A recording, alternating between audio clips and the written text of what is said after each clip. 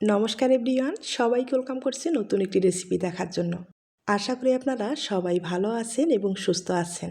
আজকে ডাল দিয়ে দুর্দান্ত স্বাদের একটা নতুন ধরনের পিঠা রেসিপি নিয়ে আসলাম।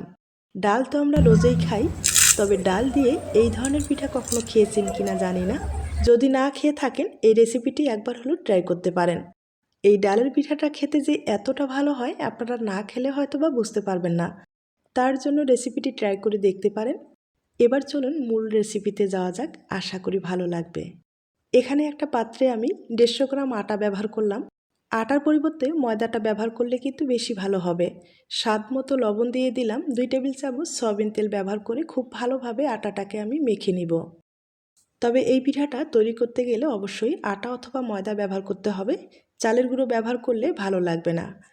আর আমার মনে হয় আটা ময়দা সবার কাছেই আছে। আপনারা চাইলে খুব কম সময়ে ডাল দিয়ে এই পিঠাটা তৈরি করে নিতে পারেন। এবার নরমাল জল দিয়ে একটা ডো তৈরি করে নিতে হবে। এখানে হালকা কুসুম গরম জল ব্যবহার করা যাবে না, একবারে নরমাল জল দিয়ে ডোটাকে তৈরি করে নিতে হবে।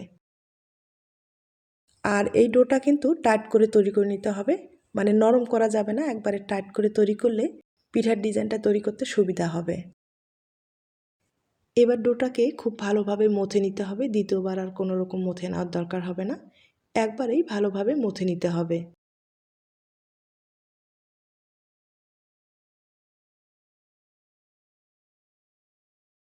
ডোটাকে আমি খুব ভালোভাবে তৈরি করে নিলাম। এবার সেট হওয়ার জন্য 5 মিনিটের মতো ঢেকে রেখে দিব। এদিকে ডালটা এখন রেডি করে নেব। এখানে আমি 1 বাটি ছোলার ডাল ব্যবহার করলাম। আর আপনারা কিন্তু যে কোনো ডাল ব্যবহার করতে পারেন, মসুরের ডাল এবং মাসকলাইর ডাল বাদ দিয়ে।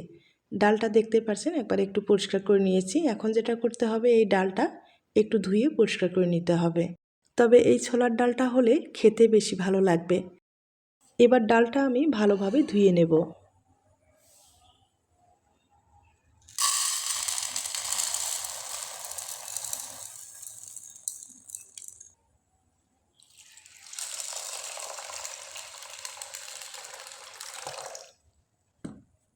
তবে এই ডালটা কিন্তু একটু সিদ্ধ হতে সময় লাগে। তার জন্য যেটা করতে পারেন, আপনাদের হাতে যদি সময় থাকে 1 থেকে 2 ঘন্টার মতো ভালোভাবে ভিজিয়ে রাখলে ডালটা সিদ্ধ হতে সময় লাগবে না। এবার ডালটা ভালোভাবে ধোয়ার পরে আমি যেটা করব, এই ডালটাকে আমি প্রেসার কুকারে ভালোভাবে সিদ্ধ করে নেব। তাহলে সময়টাও বেঁচে যাবে এবং কাজটাও খুব তাড়াতাড়ি হয়ে যাবে।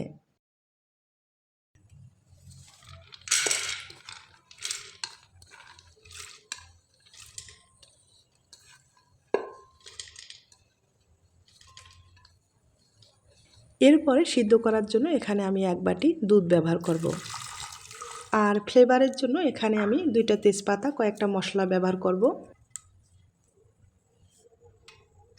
সামান্য পরিমাণে একটু লবণ দিয়ে দিলাম। এবার ঢাকনাটা ভালোভাবে লাগিয়ে চুলায় বসিয়ে দিতে হবে।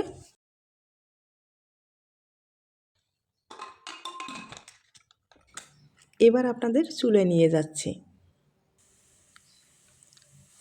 আমি 2টা মাত্র সিটি দেব। 2টা সিটি দিলেই কিন্তু ডালটা ভালোভাবে সিদ্ধ হয়ে যাবে। ডালটা মনে হয় ভালোভাবে সিদ্ধ হয়ে গেছে।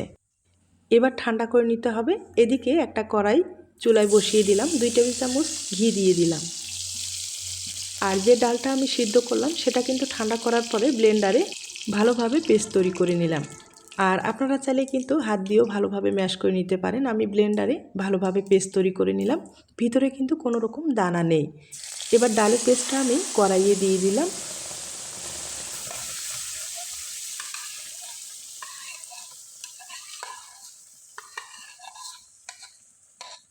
এবার একটু চামচ দিয়ে ভালোভাবে নেড়েচেড়ে নিতে হবে। এখন এখানে মিষ্টির জন্য স্বাদ মতো এখানে গুড় ব্যবহার করলাম। আপনারা চাইলে চিনি ব্যবহার করতে পারেন, তবে গুড়ের ফ্লেভারটা কিন্তু ভালো আসবে, তাছাড়া কালারটাও ভালো আসবে।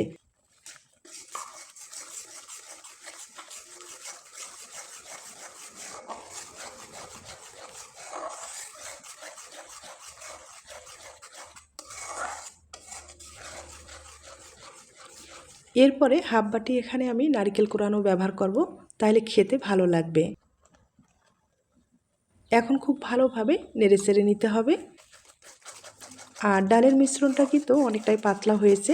এভাবে নেড়েচেড়ে মিশ্রণটাকে একটু ঘন করে নিয়ে আসতে হবে। আর চুলার আঁচটা একবারে কিন্তু বেশি করে দেওয়া যাবে না, বেশি দিলে ভিতরে পুড়ে যাওয়ার সম্ভাবনা অনেক বেশি থাকবে। তাই কম করে দিয়ে এভাবে নেড়েচেড়ে মিশ্রণটাকে একবারে ঘন করে নেব। আর অনেকটাই ঘন হয়ে আসছে, আপনারা হয়তোবা দেখে বুঝতে পেরেছেন। এখন যেটা করতে হবে, এখানে কিছুটা আমি ড্রাই ফ্রুট দিয়ে দিলাম।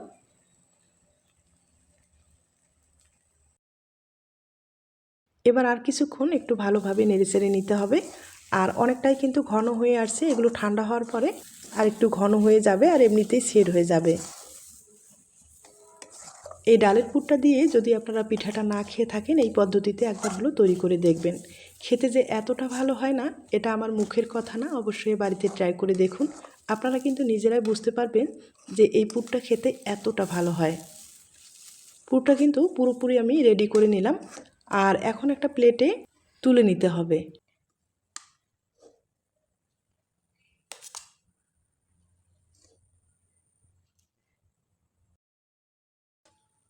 এবার ভালোভাবে প্লেটে একটু ছড়িয়ে দেব ঠান্ডা হওয়ার জন্য। আর পুরোপুরি কিন্তু ঠান্ডা করে নিতে হবে। ঠান্ডা হওয়ার পরে এই পুরটা আরেকটু টাইট হয়ে যাবে। পুরটা ঠান্ডা হতে থাক। আর এদিকে কিন্তু ডোটাও সেট হয়ে গেছে। দেখতে পাচ্ছেন ডোটা কিন্তু পুরোপুরি সেট হয়ে গেছে। এখন এই ডোটা দিয়ে পিঠাগুলো তৈরি করে নেব। তার আগে এই ডোটাকে একটু লম্বালম্বি করে তৈরি করে নেব আর পিস পিস করে কেটে নিতে হবে। এবার পিসগুলো আবারও গোল গোল করে তৈরি করে বাটিতে রেখে দিব। অবশ্যই ঢাকনা দিয়ে ঢেকে রাখতে হবে। একটা লিচি এখন আমি বেলে নিব বেলার সুবিধার্থে। এখানে আমি আটা ব্যবহার করলাম। এখন পাতলা করে বেলে নিতে হবে।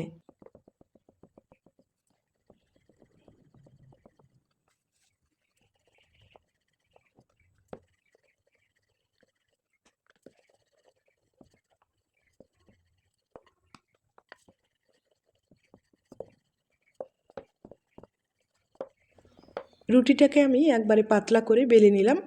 এবার সাইডের বাড়তি অংশগুলো কেটে বাদ দিয়ে দিব, এগুলো পরবর্তী আবার বেলে নেওয়া যাবে। আমি চারিপাশের অংশগুলো ভালোভাবে কেটে নিলাম। এখন মাঝখানে পুর ব্যবহার করতে হবে। আর আমি কিন্তু ডালের পুরটা বড় বড় করে দুইটা তৈরি করে নিলাম, মানে লম্বালম্বি করে। আর বাকিগুলো পরে তৈরি করা যাবে। এখন আপনাদের একটা তৈরি করে আগে দেখিয়ে দিচ্ছি। তবে অবশ্যই ডালের পুরটা একটু লম্বালম্বি করে এভাবে তৈরি করে নিতে হবে। আর আমি আগে থেকে একটু আটার পেস্ট তৈরি করে রেখে দিলাম, যাতে ভাজার ক্ষেত্রে এগুলো খুলে না আসে। এখন কিন্তু ভালোভাবে রুটিটাকে একটু মুড়িয়ে নিতে হবে, মানে একটু টাইট করে মুড়িয়ে নিলেই রোলটা রেডি হয়ে যাবে। এভাবে সহজভাবে এই পিঠার ডিজাইনটা আপনারা তৈরি করে নিতে পারেন। এখানে কিন্তু কোনো রকম ঝামেলা করতে হবে না, শুধু রুটিটা একটু পাতলা করে বেলে নিয়ে এভাবে মুড়িয়ে নিলেই হয়ে যাবে।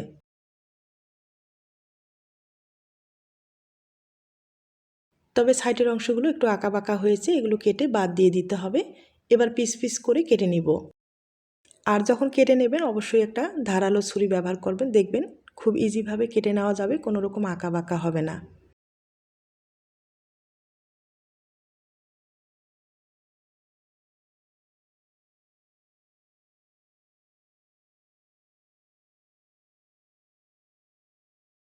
আমি খুব ভালোভাবে কেটে নিলাম, দেখতেই পারছেন কতটা সুন্দরভাবে পিঠাটা তৈরি হয়ে গেল। আর সামান্য আরেকটু ডিজাইন তৈরি করার বাকি রয়েছে। তবে ওই ডিজাইনটা আপনারা দিতেও পারেন অথবা নাও দিতে পারেন, সমস্যা নেই। তবে দিলে একটু দেখতে ভালো লাগবে। তার জন্য যেটা করব, আমি একটা ব্লেড ব্যবহার করব। এখানে ব্লেড সাহায্যে হলে কিন্তু সবচেয়ে বেশি ভালো হবে। এটা একবারে নতুন ব্লেড, আমি একটু ধুয়ে পরিষ্কার করে নেব। এরপরে আমি ব্যবহার করে আপনাদের দেখিয়ে দিচ্ছি। এখানে কিন্তু মাঝখানে এভাবে একটু কেটে দিলে ডিজাইনটা ফুটে উঠবে এবং পিঠাটা দেখতে বেশি ভালো লাগবে।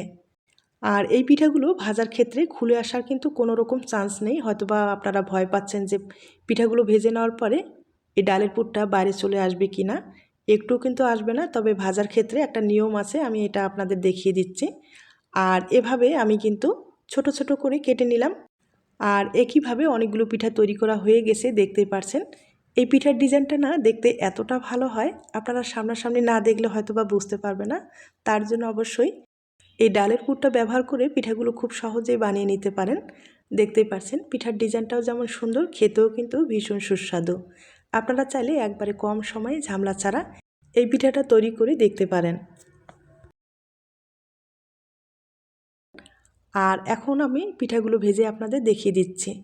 তার জন্য যেটা করতে হবে, একটা ছড়ানো কড়াই অবশ্যই নিতে হবে আর সামান্য তেল ব্যবহার করতে হবে। এই পিঠাগুলো কিন্তু ডুবো তেলে ভাজা যাবে না, সামান্য তেল ব্যবহার করতে হবে। এখন তেলটা হালকা আছে গরম করার পরে পিঠাগুলো একে একে এভাবে দিয়ে দিব। যে কয়েকটা পিঠা ধরবে সে কয়েকটাই দিয়ে দিতে হবে। আর ছড়ানো কড়াই থাকলে একবারে কিন্তু আপনারা অনেকগুলো পিঠা ভেজে নিতে পারেন। তবে আবারও বলবো, একবারে হালকা আছে এই পিঠাগুলো কিন্তু ভেজে নিতে হবে। এভাবে দেওয়ার পরে, আর যেহেতু এটা আটার, বেশি সময় কিন্তু এভাবে রাখা যাবে না, ভিতরে পুড়ে যাওয়ার সম্ভাবনা অনেক বেশি থাকবে। চুলার আঁচটা একবারে কম করে দিয়ে এভাবে নেড়ে চেড়ে উল্টে পাল্টে মুসমুসে করে ভেজে নিতে হবে। এভাবে পিঠাটা একবার ভেজে দেখবেন, তেলও বেশি লাগবে না, তাছাড়া সময়টাও কিন্তু কম লাগবে। ফাঁকা জায়গাটায় কিন্তু আমি আরও কয়েকটা পিঠা এভাবে দিয়ে দিলাম, একবারেই অনেকগুলো পিঠা ভাজানো হয়ে যাবে।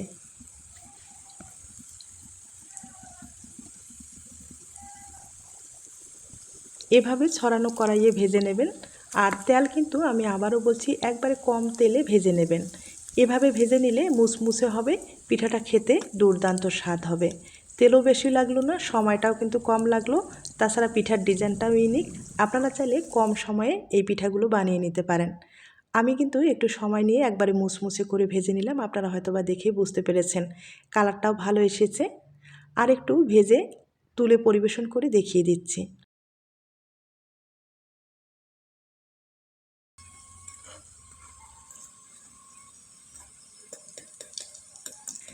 কতটুকু মুসমুসে হয়েছে আপনারা হয়তো বা শব্দ শুনে বুঝতে পেরেছেন। আর এই পিঠাগুলো যত মুসমুসে হবে ততটাই কিন্তু খেতে ভালো লাগবে। ভিতরটা নরম থাকবে, উপরটা একবারে মুসমুসে, খেতে দুর্দান্ত লাগবে। এবার তুলে পরিবেশন করে দেখিয়ে দিচ্ছি।